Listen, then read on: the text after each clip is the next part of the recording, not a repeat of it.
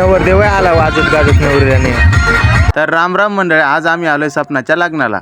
आता एक मांडवामध्ये वाराडी मंडळी जमल्या ती आणि इकडे आयर टिपायचा काम चालाय. इकडे बघा ना किती लय साहित्य आलंय. आता इकडे देवाक बांधे सुटल्यात आणि आता दिवा लावला.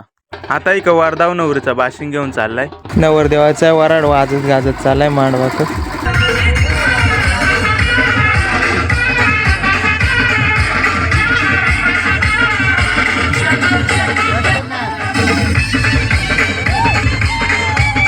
आता एका अक्षदा वाटायचं काम चालाय. आता नवरा नवरी आली मांडवाच्या दारात आणि झाला लगीन सोहळा चालू.